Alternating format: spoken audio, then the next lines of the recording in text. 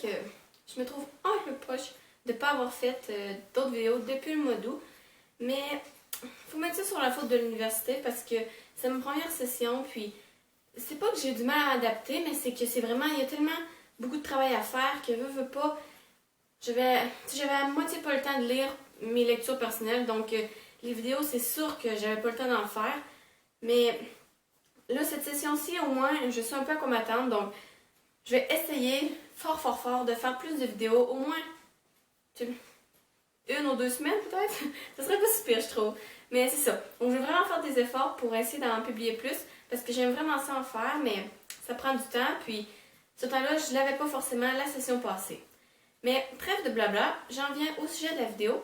Aujourd'hui, j'avais envie de vous faire une vidéo un peu qui parlait de mes lectures de 2016, mais comme j'ai fait un article sur mon blog qui parlait de mes meilleures lectures de 2016, je me suis dit que c'était pas forcément intéressant de reparler de ces livres-là en vidéo. C'est pour ça que j'ai décidé de vous parler de mes belles découvertes de 2016, donc pas forcément des coups de cœur, mais des livres que j'ai vraiment aimés et qui m'ont fait passer un bon moment. Alors pour commencer, je vous parle de La Nuit des Temps de René Barjavel. Ça, c'est un livre de science-fiction, puis il faut savoir que j'en lis jamais. Je pense que c'est le seul que j'ai lu, ou peut-être un autre, là, mais c'est vraiment, tu sais, j'en lis jamais.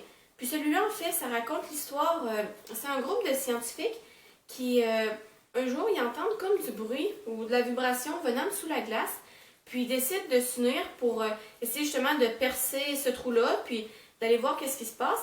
Puis finalement, qu'est-ce qu'ils trouvent? C'est 2 humains qui se sont endormis là il y a près de 900 000 ans.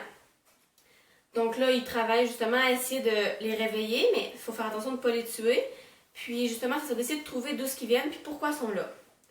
Qu'est-ce que j'ai aimé de ce livre-là? C'est vraiment le lien qui unit les scientifiques, parce que comme c'est vraiment un gros cas, ben, tous les scientifiques de toute la planète sont réunis ensemble. Puis comme il peut en avoir par exemple de la Russie, de l'Europe, de l'Amérique du Sud, peu importe, ils parlent tous leur propre langue, donc ils ont de la misère à s'entendre, puis veut pas, c'est dur de communiquer, puis d'avancer quand on se comprend pas. Mais malgré tout, ils arrivent justement à avancer, ils arrivent à communiquer ensemble, même si au premier abord, ça semblait impossible. Puis c'est vraiment ça que j'ai aimé, de les voir avancer là-dedans, puis justement, tu sais, de les voir travailler tous ensemble.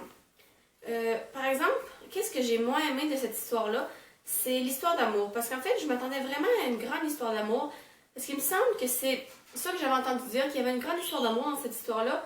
Mais vraiment, il y a rien. Je ne veux même pas dire qu'il y a une histoire d'amour. Bon, en tout cas, il y en a une, mais c'est vraiment loin de ce à quoi je m'attendais. Puis pour ça, ça m'a vraiment déçue. Mais je suis quand même contente d'avoir lu ce livre-là parce que c'est un classique de la science-fiction. Puis quand justement, moi, les classiques, je suis contente de les lire. Puis même si des fois c'est plus dur, c'est des histoires qui sont plus dures à atteindre, ben un coup que c'est lu, on est content, puis c'est fait, puis on tourne la page. Ensuite, je voulais vous parler d'un livre qui m'a vraiment fait rire, puis que j'ai lu dans le cadre du week-end à miel au mois d'août, je pense. Il s'agit du fabuleux destin de la vache qui ne voulait pas finir en steak haché. Juste avec le titre, on peut vraiment s'attendre à quelque chose de drôle, puis justement, ça l'est. En fait, l'histoire, ça raconte la vie d'une vache qui s'appelle Lol. Puis elle est dans un troupeau, dans un champ, tout bien. Puis là, un jour, elle comprend que le fermier qui possède le troupeau veut vendre le troupeau pour en faire de la viande. Donc forcément, là, elle se met un peu à paniquer. Puis avec quelques autres vaches, ils décident de s'enfuir pour l'Inde, là où justement, la vache, c'est un animal sacré. Donc, veut pas, c'est vraiment une histoire assez invraisemblable. Mais justement, c'est ça qui fait que c'est drôle. Puis moi, j'adore les animaux. Donc, si les personnages principaux, c'est les animaux, c'est sûr que j'accroche. Puis justement, ça a été un des points forts pour moi. Puis aussi, c'est un peu, c'est beau de voir que malgré toutes les péripéties qu'il y a, les vaches, ils restent ensemble, ils restent unis, puis ils gardent toujours en tête leur but qui est l'Inde, puis ils vont finir par y arriver, peu importe les embûches, peu importe les problèmes. Puis c'est vraiment beau à voir, puis c'est une histoire justement qui véhicule un beau message d'espoir, mais qui est en même temps très drôle. Donc ça nous fait vraiment passer un bon moment. Un autre livre qui a marqué mon année 2016, c'est Et puis Paulette de Barbara Constantine. Cette histoire-là, peut-être, moi en tout cas, ça m'a beaucoup fait penser au roman d'Anna Gavalda, pour ceux qui connaissent. C'est des personnages qui sont assez maltraités par la vie, mais qui décident de s'unir justement pour s'en sortir, puis pour s'aider à vaincre leurs problèmes. Puis, qu'est-ce que j'ai vraiment aimé de ce livre-là? C'est qu'il y a comme plusieurs générations. Donc, il y a des enfants, des jeunes étudiants, des parents, des grands-parents. Donc, moi, de voir toutes ces générations-là communiquer ensemble, j'ai vraiment aimé ça. Puis souvent, justement, c'était un peu drôle parce qu'on peut penser, tu sais, les enfants avec les grands-parents, des fois, qu'est-ce que les enfants disent, c'est assez drôle. Donc, ça m'a vraiment... Les relations que les personnages partagent, ça m'a vraiment touchée. C'est vraiment ça qui m'a fait accrocher à l'histoire. Puis c'est quand même un petit roman, mais c'est vraiment une belle histoire. Puis c'est une histoire qui donne de l'espoir, puis qui nous fait comprendre que le lien qui nous unit entre nos proches, c'est vraiment ce qu'il y a de plus fort, puis c'est vraiment ça qui nous aide à traverser les dures épreuves dans notre vie. Pour terminer, j'avais envie de vous parler d'une bande dessinée. Puis cette bande dessinée-là, il me semble que j'en ai pas parlé sur le blog, ou si oui, j'en ai parlé vraiment vaguement, parce que je l'ai lu durant le week-end d'Amiel du mois d'août aussi, il me semble. Puis il s'agit de 4 sœurs, puis ça c'est le tome 1, Enid. Enid, il me semble que c'est la plus jeune sœur, si je me trompe pas. Puis en fait, cette série de bandes dessinées-là, en fait, il y a 3 tomes de sortie, mais je crois qu'il doit en avoir 4. Puis chaque tome est comme focalisé sur une des sœurs. Donc, c'est ça, on suit un peu leur quotidien, puis on suit leur petite vie, parce qu'ils ont quand même, ils sont toutes orphelines, ils n'ont plus de parents. Donc, c'est quand même c'est une famille un peu dysfonctionnelle, mais c'est vraiment, c'est beau à voir, puis c'est vraiment fun de les suivre dans leur petit quotidien. Puis qu'est-ce qui m'a vraiment marqué de cette histoire-là, c'est les dessins. Parce qu'il faut savoir que moi, pour que j'aime une bande dessinée, il faut que j'accroche au dessin, sinon on peut m'oublier.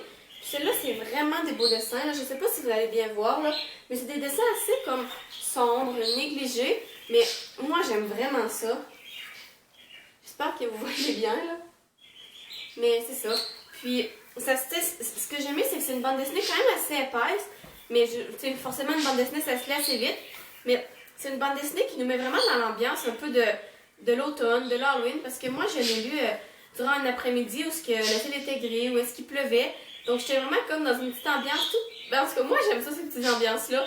Puis, justement, avec les dessins un peu sombres, ben, ça nous permet vraiment de rester dans cette ambiance-là. Puis je sais pas, j'étais juste bien en lisant cette bande dessinée-là.